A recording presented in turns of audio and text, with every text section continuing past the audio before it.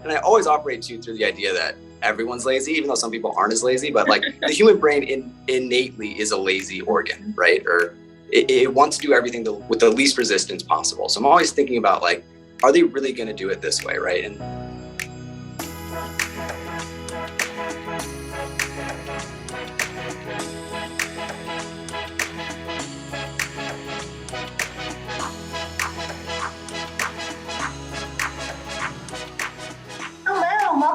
to the You Need Counselor podcast. My name is Dr. Julie Johnson. I am the president and founder of Heart & Solutions, a counseling agency here in Iowa.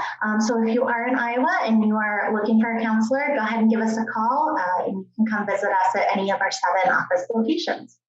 And I'm Krista Hunt. I am the Vice President in charge of the Behavioral Health Department at Heart & Solutions. So we also go in-home or in office or school right now as well and work with children ages 4 to 18 on different behavioral skills. And right now, telehealth is also approved for that too. And this is our podcast, You Need a Counselor. So we are designed for people curious about counseling but have barriers keeping them from experiencing the benefits of counseling. Our mission is to share stories about counseling, good, bad, and indifferent, and spread the message that everyone can benefit from mental health and behavioral health counseling services. We post on Sunday nights at 5 p.m. Central. That gives you the entire week to get on the phone, call your counselor, and get scheduled for this week. And we definitely recommend that you batch up a unpleasant task like putting away laundry or doing laundry, and go ahead and pair that up with listening to the podcast, and that will give you something to do while you're doing that unpleasant task, but it also will give you that jump start on the week to go ahead and get started with counseling services. Okay, so we are very excited today. We have a guest here, JP Taxman, and JP runs his business. It's called Reliefkey, and it is a home organization business. And you can also find JP on his podcast called The Total Home Experience. Home organization is definitely close and dear to my heart. So I am extremely excited to hear all about Reliefkey and these services that JP is providing. So welcome, JP. Thanks for being here. Thanks for having me. Excited to chat about counseling and organizing, and love the intro. Love how you guys got it off, and I love how you talked about pairing that task with listening to the podcast. I think that's a great thing to do. It's something I actually even recommend my clients is some of these tasks you don't want to do. Find something you like doing, like watching a TV show or something, and that helps you get through doing it when you're dreading getting after it. Awesome. When I'm on the treadmill, I need to either be watching Criminal Minds because it gets Minds, or if I listen to like Murder and Makeup, right, that I don't know, I get that adrenaline going already from the story, and then it's like that much easier to do the workout. And man, when I am going through my house and trying to get rid of stuff or sort things out, I always have certain YouTube channels on. So I either have like Minimal Mom on, or I have some other Slob Comes Clean. I am a huge fan of that podcast and that YouTube channel. So I am definitely going to be listening to Total Home Experience as well while I'm doing some of those things. So tell us about Reliefkey and what it is that you guys offer there. Absolutely. So at Reliefkey, we do, home organizing, which is your standard getting in there, pulling things out, working through some of, if you have a big disorganized garage, you just got a bunch of stuff piled in there. That can be overwhelming, and a lot of what we deal with is those overwhelming feelings of like looking at a room being like, I can't handle that. Like I've even had clients that the rest of their home is organized. They're pretty good at organizing, but they just want one room gets stuff thrown in there where all the other organizing things maybe happen, gets pushed into one room, and they just can't handle it, and they need someone to get in there and help them get through kind of what seems like an extremely daunting task. So they hire me to help them get in there, and also design the systems around making things easier to access and get to, because that's really what I care about too, is like the home efficiency, the home experience, the overall experience of designing your home and making it feel like a place you love to be, because I think that's really important. Our homes are, they can be either a stressor or they can be a source of stress relief. And I have experienced both in my lifetime. I've experienced coming home and being like, I don't really want to be here. Like things are here, right? But everywhere I look in my house, there's some unfinished project or something I need to do. And the idea of seeing all of those things at one time and then going, look, I've got two hands and I got an hour before I got to go to sleep and I have a kid to bathe and read to, right? And I don't have time stuff to deal with you. And so I've definitely experienced that. And I think that, home organization and what I focus on are I'm very passionate about is decluttering of things and minimalism, because oh my gosh, I just feel like I'm not when I'm in a space where I can look around me and see things and appreciate those things, as opposed to feeling like those things are telling me things to do. I just feel so much calmer and at ease. It's amazing how much better that can make you feel, right? And that can make your just general experience at home when you have less. I believe too, and like having a lot less items makes your life so much easier to manage. Like even like for me, having a lot less pieces of clothing, like I only allow myself to have 14 shirts. That's 2 weeks of laundry. And that allows me to just do it all at once. And that's just less that I have to think about and deal with in life. Because life it's so chaotic. There's so much going on. There's so much to think about and manage that like these little home tasks, I don't want to have to put as much mental thought into, especially when they're things I don't really want to be doing, right? And a lot of that too, a lot of the point I wanted to make earlier that I forgot, which was idiotic, but is that a great thing about organizing too, connecting with the podcast is, thank you. Yeah, I need to, work on my self-talk, which I'm trying to work on. But it helps with, depression and anxiety. Like even for me, something I'm sure we'll get into is me dealing with my own depression, right? Like when I get in those states, what's going on in your head tends to happen also in your environment. So your area becomes more cluttered and disorganized. And what can really help, and really has helped me too, and what I love helping my clients with, is getting in there and getting organized. And just doing that and having that control and taking that one task really can help with what's going on inside. And can also do the reverse of what's happening on the outside, is by cleaning up the outside in your environment. That can also help clean up what's going on in your head a little bit. Yeah, absolutely. It really does go both ways. And I love how you're expressing that. Yeah, we can see manifestations of things that are going on internally in our external world, but then when we take action on our external world, it can have the opposite effect too, and it can impact our internal world. One thing I'm really passionate about is trying to lessen and limit decisions that I have to make in the day. Absolutely. And so, in any line of work or, projects or passions or hobbies or family stuff, there are just so many decisions that we make in a day.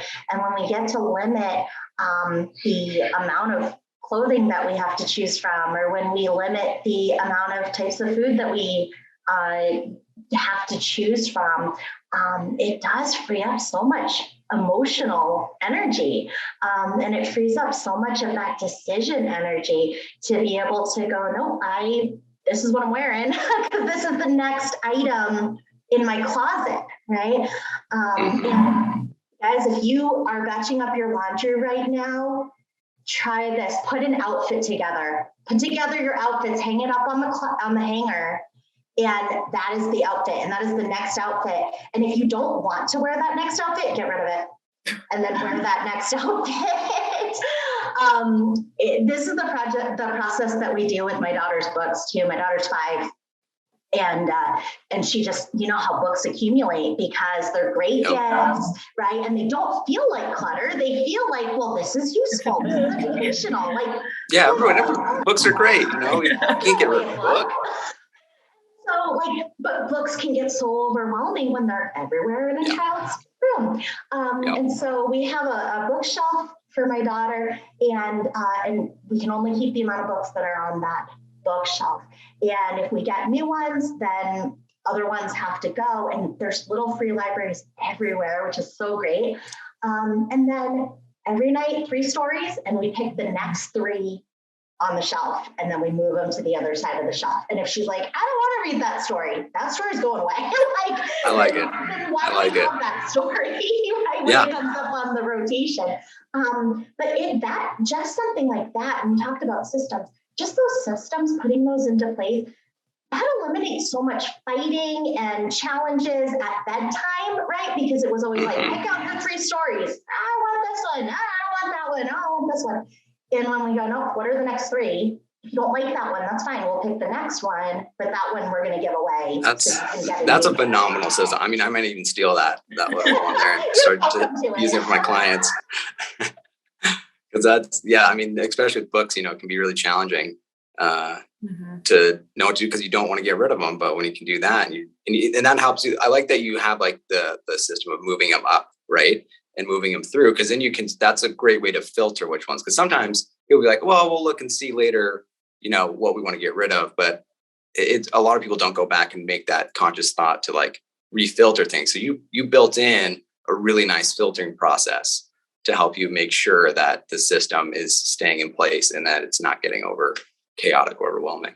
Yeah, if it's that one's turn and I don't want it, so outfits too. And you never get to read it. Yeah, if it's that outfit's turn and I don't want that outfit, then that outfit, why do I even have that outfit? Like, I don't want that outfit. And the thing is, like, there's so many avenues for things to come into our house. And especially these days, but when we have Amazon where it can all be delivered immediately, and it's just and then you're like, well, I'll get it and I'll return it. But then, I mean, personally, I'm very I'm lazy about returning because it's another thing I got to go do. But then things can just easily pile up. We're getting stuff on Amazon. Yes, absolutely. So tell us about some other systems that you utilize for your clients, or that you help your clients to put into place. Because man, I am a huge believer in systems because it takes that thought out of it. I don't want to think about like, do we like this book? Is this book sentimental? Like, I don't want to think about like, oh, where did I buy this outfit? And do I like it? Like, do I want to wear it today or not? And if I want to wear it today, great, and use it. And if I don't, then lose it, right? Yeah. Because I know that the places that we get books are either gifts or exchanging from the free library. So the idea of getting rid of a book isn't scary because we're replacing it with another book, right? Or clothing too. I mean, I get all of my clothes from Stuff, Etc., which is a consignment store, like a thrift store. And I just feel like I'm renting them, right? So when I get rid of them, they're going back to the consignment store and I'm getting half my money back for them. And then I can get other clothes for like the same price, right? Yeah. And so I like to think of renting my things. And I mean, technically we're all renting everything, right? Because we're not going to have it for all of existence. Eventually it's going to be somewhere else anyways. We just got to decide how long we're keeping it when we're renting it, when we're not renting it. But I like that. So some other systems, along with clothing. One of the things I did for a client that we liked a lot is I like using color a lot, because color you can see quick. You can see and decide on things quickly and understand where things are really fast, right? So with her, she had a lot of clothing, and we got rid of a lot of clothing, but she still had a good amount left. And we had to figure out, how do we hang this up, and how do we make sure that like when you go to find something, you can find quickly what you're looking for. And so we categorized your clothing into, business, casual, kind of Vegas party. And then there's like kind of just more standard cocktail party. And then she already luckily had what we needed, and she just had a bunch of colored hangers. And instead of just using any hanger, we just decided to color coordinate them. And so now like black was business and pink was, Vegas party dresses and whatever. And then that allowed her to be able, like, okay, I need a business jacket. So then she can go to the black hangers and then find that business jacket in way less time than it take to do anything else. So, I already have like a million colored hangers too. I'm like, I should do that. That's a good idea. Do it. I love it. When you do it, send me a picture. I want to see it. Deal. Do it on Sunday night. I listen to the podcast. Yeah, get some. That's what her and I, we drink some champagne and hang out and organize her closet. It's great.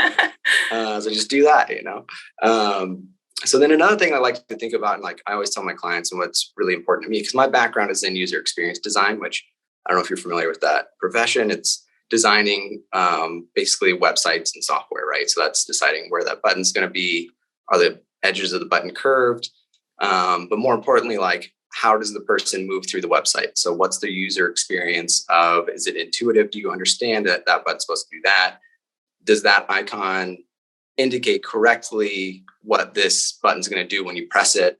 Thinking through those things is kind of where my background comes from. So I'm kind of taking that into the home, and that's kind of the merge of really my business and organizing and all of these things is bringing that in. So I'm always thinking about intuitiveness and efficiency. That's like what's constantly going through my head. Like I always start with, what are you accessing first? Like that's where I try to start with all my clients is, what are the most important things here? Like, what are you grabbing all the time? Because that's the thing that if it's tucked back somewhere, it's going to drive you nuts every time you got to move the thing in front of it that you're not grabbing every day. So I try to make sure that we put all the stuff that's most prominent on the eye level shelf that's right in front, and that you can grab the things that you're grabbing most often as easily and quickly as possible. And even, I'm trying to also even think kind of, a step down sometimes of like, if it's in a box, is that box even necessary? Do you want to even do that extra step of pulling the box out to grab the thing, or should we just eliminate the box entirely?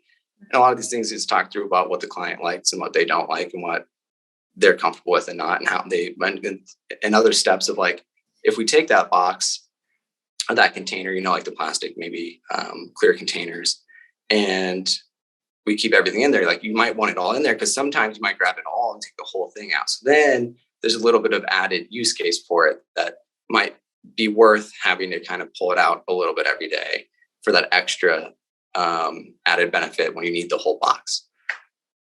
What I like about your approach to it is that you are similar to counseling, honestly, but you're not trying to teach your client to work with what is around them. You are adjusting what is around the client to how they naturally do things and how they would naturally like things to be for how Absolutely. They are going to do it.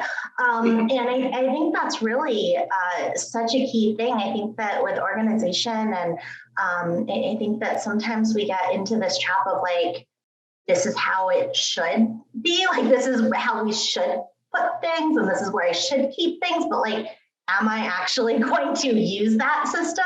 And so what you're doing is you're designing systems around the individual person and what is their routine and how do they, function, and how are they going to communicate with their future self who's too tired to put the effort into putting something away, right? Yeah. Or too tired to put the effort into finding something, right? Like I make all my decisions when I have energy for that version of myself. Like that's smart. She is make better decisions. So I always operate through the idea that everyone's lazy, even though some people aren't as lazy. But like the human brain innately is a lazy organ, right? Or it wants to do everything the most with the least resistance possible. So I'm always thinking about like, are they really going to do it this way, right? And a way I try to combat that too is I have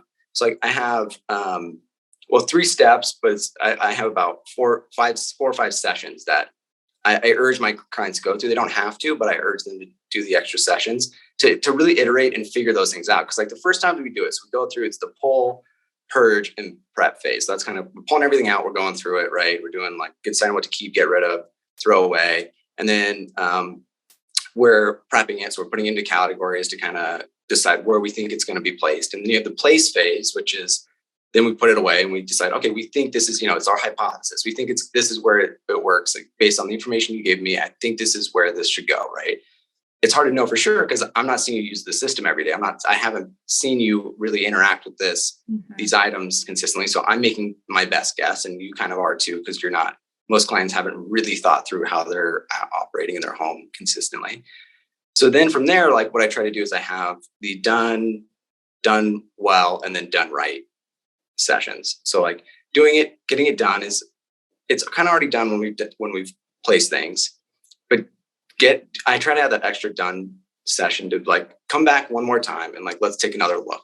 Let's see how you've worked in there. Let's see where things are actually going back to. let's see how everyone else in the house is using this system. And then we can make our adjustments and add little, other organizers and things that might be needed. Or I can kind of build something custom, like I do custom foam inserts and custom drawer inserts. And I have some of these things that I can add for clients. And then you have the done well, which is just, again, coming back, like the more we go in it and look at it, the more we can catch, because it's hard to catch everything the first couple times, especially after you use it more consistently. Then some things you don't access as much. So we need to see over time, give you a little bit of time to try accessing some of the things that you aren't accessing as often and see if it's still okay for the client to be grabbing those things. So consistently getting in there and iterating and adapting and making the system better is how you make a really great optimized system. And that it takes time and it takes a little bit more money, but I think at the end of the day, it's worth it. And that's really what I care about providing my clients. Phases, because you're giving people the permission to not go for perfect, right? Giving people permission for let's go for something and then let's tweak it. Let's learn from each revision until it is the way that we want it, right? But we're not going for perfect right away. And I think perfect can really stand in the way a lot of times, right? When we go for perfect right away, then we feel like, oh, it didn't work. And so what I like about your steps is that you're giving us permission to go, no, I'm not going for perfect. I'm specifically not going for perfect because I'm not even on that step. I'm specifically going for get it done. Just get it done. Yeah. Just get it done.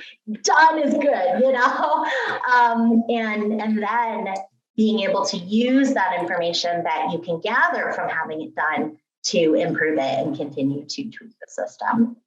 Absolutely. Yeah. Awesome. So let's talk about mental health and organization, because oh my goodness.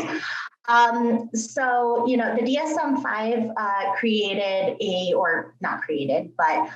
included a new anxiety disorder called hoarding disorder.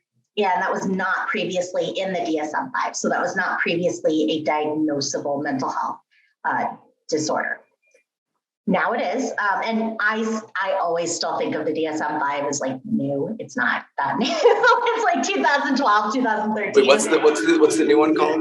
Yeah, so the DSM-5, so that's the Diagnostic Statistical Manual for mental health diagnoses.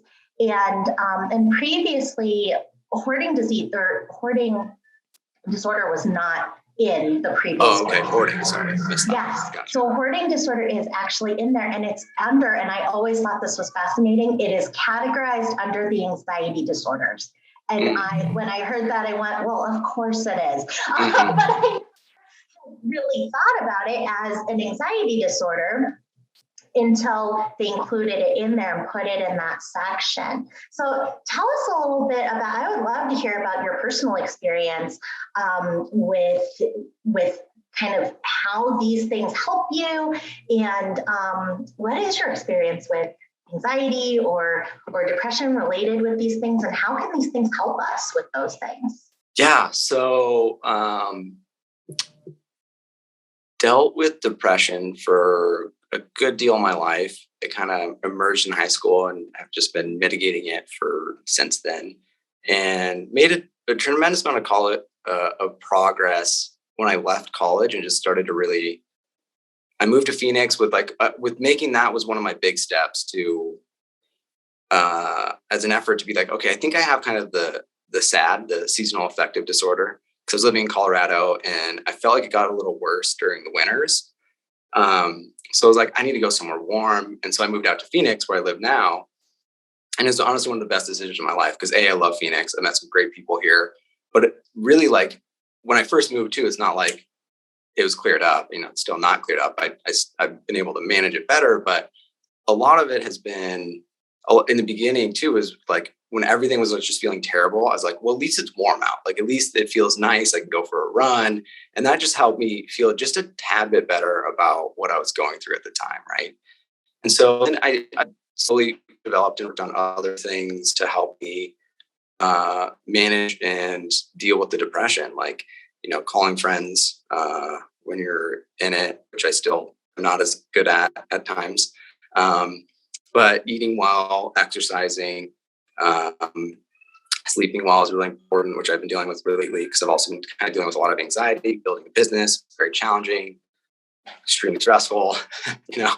So just like working through a lot of those issues and just trying to stick into the habits and build habits that help me be able to manage that when I get through it. And I used to be really bad where I'd fall into some really bad behaviors, not the worst in the world. Luckily, like I haven't had any drug issues, luckily, but my main addiction is just Netflix. Like I'll find a Netflix in my bed and then I'll just do nothing.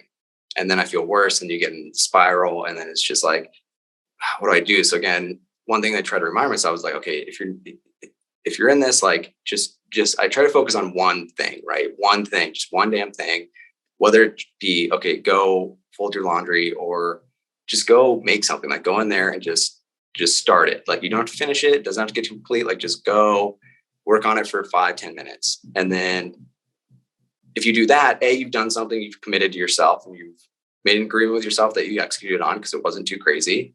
And then often what you find is you just keep going because now you're in it, you're moved, you've gotten out of whatever you were, the kind of initial rut you were in for that specific moment, and you're working on something new. So like really for me, again, being like working on something, creating something, getting my workshop, putting some paper together, even just drawing something can really help me kind of start to pull myself out of it. I love a lot of things you said. One of my favorite books is The One Thing, right, by Gary Keller, and like monotasking. Oh my gosh, monotasking is life changing.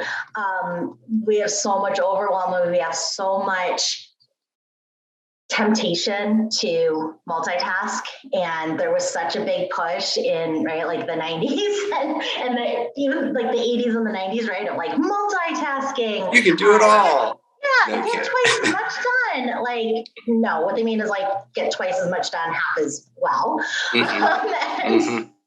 So, yeah, monotasking, I love that. And I love when you were describing, first of all, I love that you called, your desire to watch Netflix. I love that you called that an addiction because that's literally what it is. And there's so many people who don't acknowledge it as an addiction, and who go, well, yeah, like everybody watches their phone, like what's wrong with TV?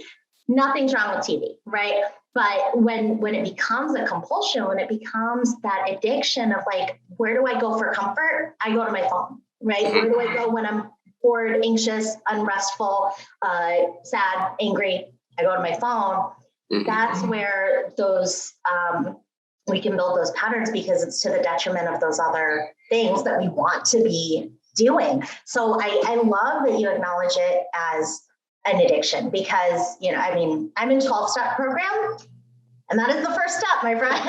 Yeah, right. Like first step is I can't handle this. So, I love that. And I think that, because it's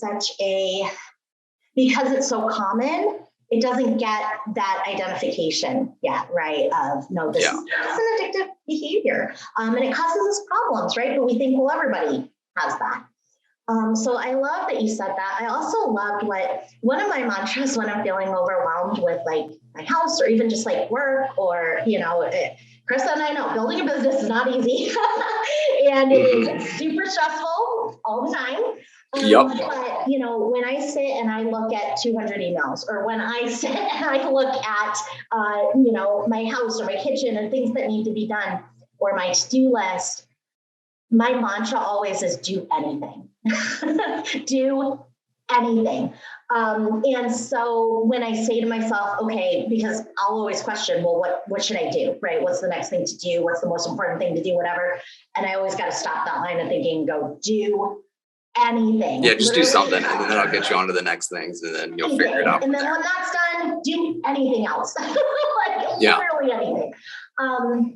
And so that when you talked about, being able to pick one thing and go, okay, but I'm going to literally like put the clothes in the washing machine. I'm not going to run it. Like, I'm just going to put them in there. There's so much power in that. There's so much power in that first step in allowing ourselves to go, no, I am limiting what I'm going to do. I'm going to do one manageable thing. I'm going to do one dishes step every morning, right? While I have my coffee, I'm going to load the dishwasher or I'm going to unload it, depending on where it's at. I'm going to do one laundry step per day. I'm going to put the clothes in the washing machine and tomorrow I'll run it, right? So that one thing, I love what you're saying about that, because that is so important when we get that overwhelm. And so I think that you're so right about anxiety being it can be so exacerbated by these overwhelm, right? And then when we mix depression with it, depression then makes us more overwhelmed because we're not keeping up always on the then you just feel bad about it and you spiral, and then I'm watching Netflix again. Absolutely right. Eating a bunch of cookies. Absolutely. Because where do we go for comfort, right? We go to those things, and a lot of times, because certain addictions are legal, they seem like they're less of a big deal, right? They seem less of a impact on our life, or they seem less deadly. But food addiction kills more people in this country than any other addiction. Oh man, that's one big one for me for sure. Yeah, people are not really paying attention to the big issue that one is. And phones, phone addiction, it contributes to that health side of things. So absolutely, I love that you're acknowledging that as an addiction. And what I also heard you say about reaching out and feeling like you have those coping tools, but then going, okay, but when I am having depressive symptoms, I'm less likely to do those coping tools, even though I know what they are and I know that they work, but knowing it doesn't change it.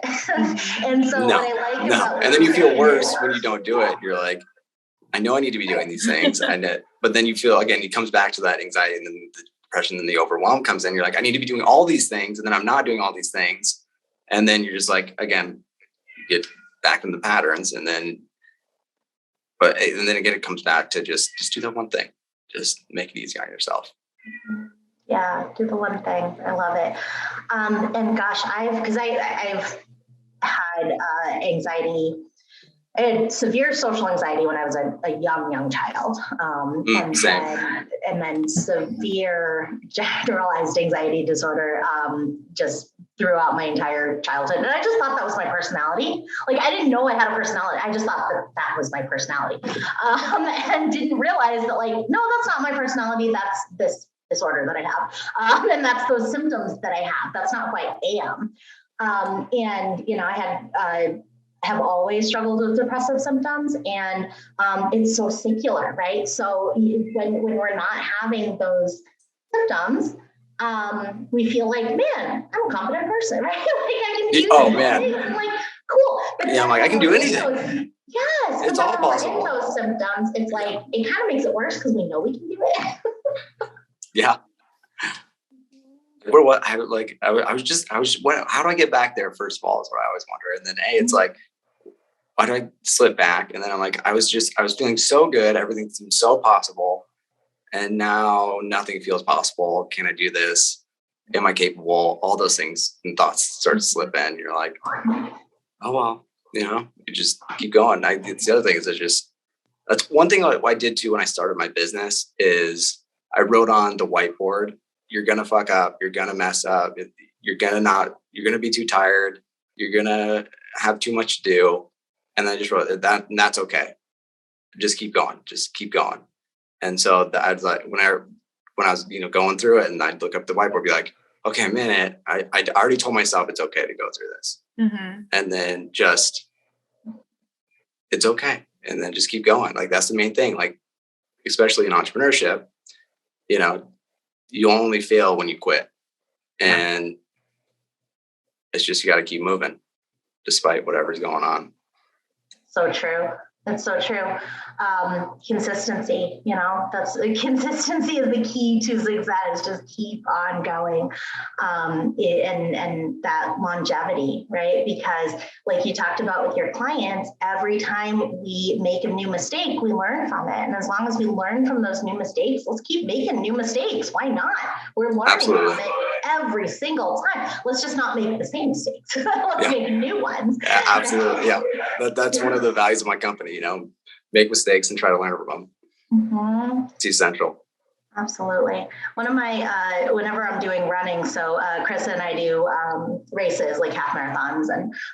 And so when I always have in my head Dory, right, from Finding Nemo. I'll be like, just keep swimming, just keep swimming. That's maybe one of the best lines in all of film history, honestly. It's just like, it's so catchy and it's just so right. You just hit it so on the head. Like, that's what it is. Just keep swimming, just keep swimming. And that's all you can do. Just keep going. And Dory is like, she's actually a really great spirit animal for mental health because Dory can only focus on one thing at a time, right? Like Dory, she is very distracted, but she gets into focus on one thing. She kind of gets tunnel vision and goes and follows a little shiny thing, right? Out of the screen. But the thing about Dory is she's happy in that. Yeah. Right? Because she is able to block out. So yes, Dory has challenges. We all have challenges. But she's able to block out those other things. And I always think about it in that movie too, when all the fish are like, swim down, swim. They're all in the net, right? And they're all like flopping around. And then they're like, swim down. And they all swim down together and it breaks the boat. I love that movie. It's a great movie. It is one of the best. It is a good one. Have you guys seen Ted Lasso yet? Oh man, you guys got to watch Ted Lasso, especially being counselors. The second season, it's about sports psychology. It's phenomenal. But there's one point in there that was really amazing where there's this one of his players was just was having a bad day, wasn't playing so well, and he calls him over and he goes, "Hey, do you know what was it? It's like, do you know like the what animal has the like worst memory or has like a 2-second memory?" And the guy's like, "No, what?" It's like a goldfish. And then he tells the guy, "Be a goldfish." And what he's getting at, right, is just when you mess up or whatever, just forget about it. Yeah. Dwell on it for 2 seconds and then move away from it. Just on to the next thing and work on, the next kick and have the next kick be a great kick and score the goal with the next kick. But just have that memory of a goldfish, and that one really stuck with me. But definitely check out Ted Lasso. Amazing show.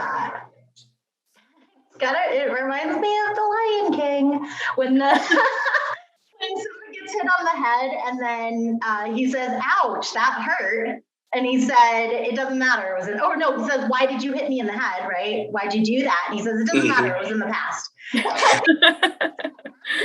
And he said, "Oh yeah, the past can hurt." I love that. And that's good. It's so true because, one of the things that we do in counseling so often is we practice mindfulness, because mindfulness, staying in that present moment, and you mentioned staying in the present moment, being exactly like, where are my feet? Okay, they're right here. I'm talking to you. That's what I got to be thinking about right now, right? Not what I did an hour ago, not what I got coming up an hour from now, but exactly where I am and who I'm with, and focusing on that. And, anxiety, whenever we're in anxiety, we're in the future. And whenever we're in depressive symptoms or regret, right, or resentment, we're in the past.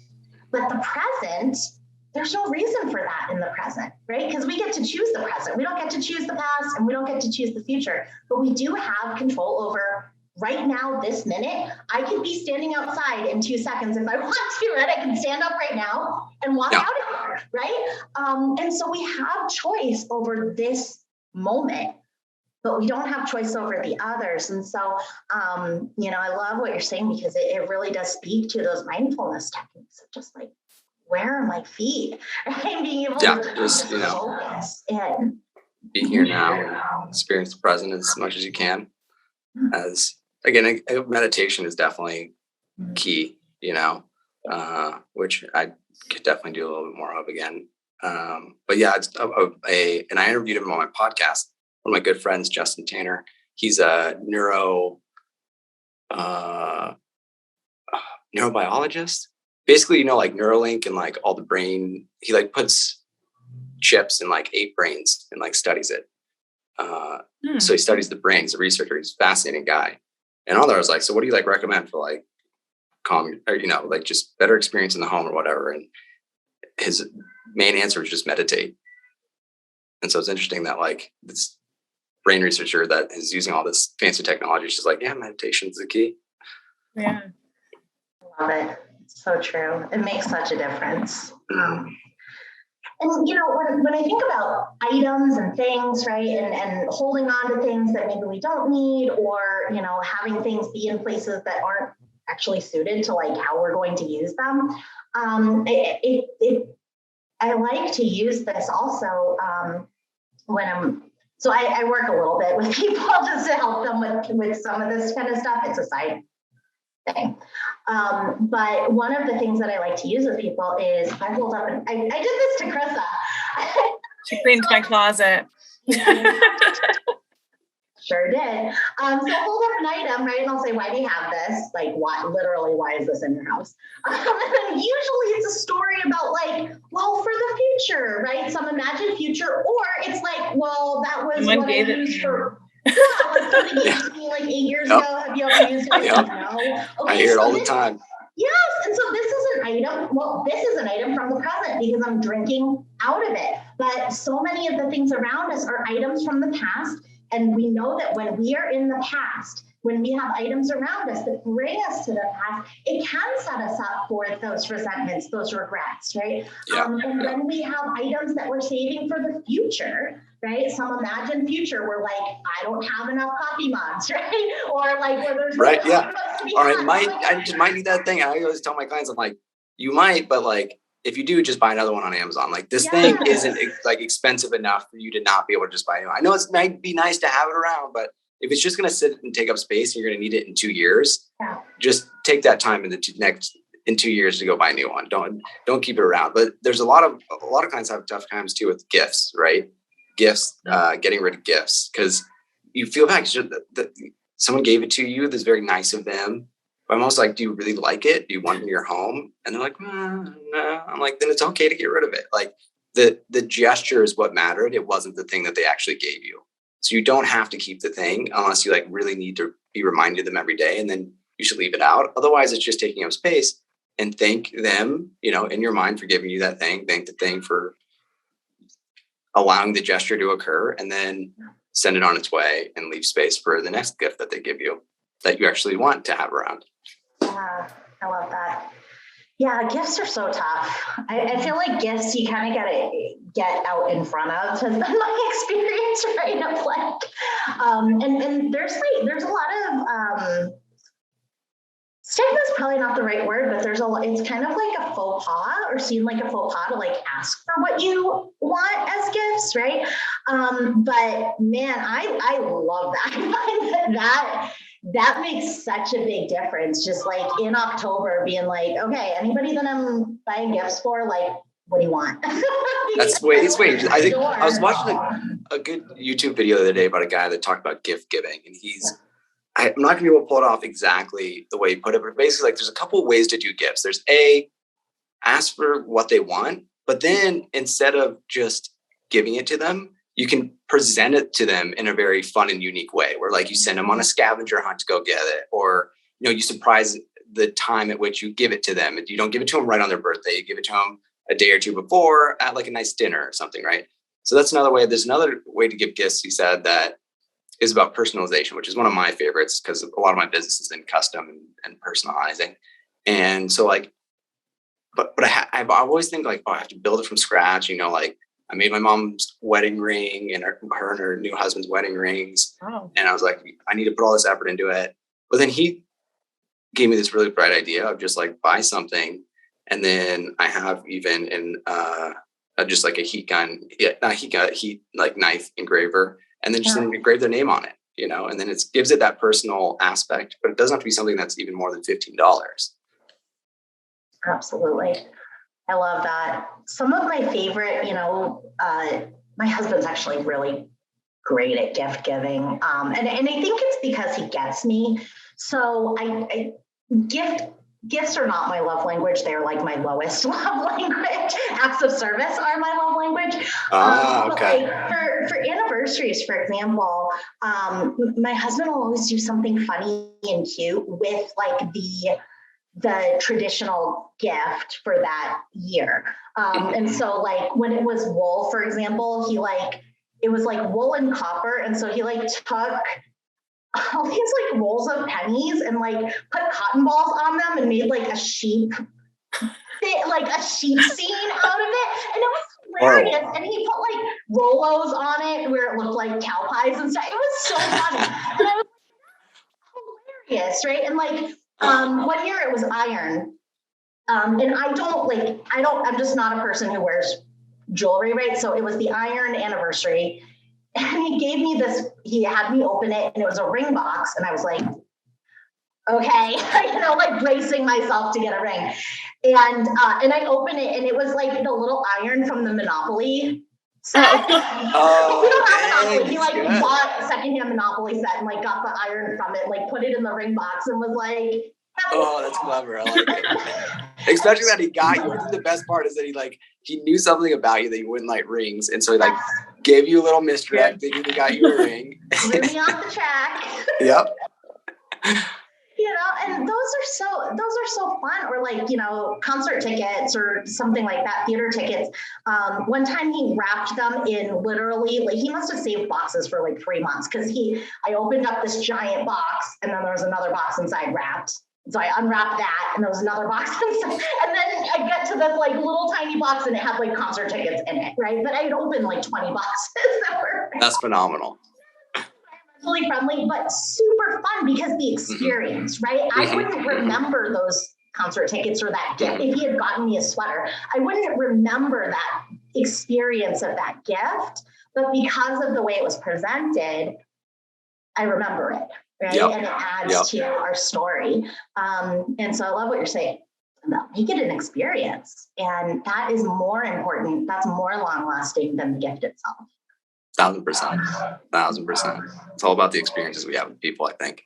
And that's, another thing I really care about. And again, another thing I love about the job that I have is I really get to know my clients, like intimately.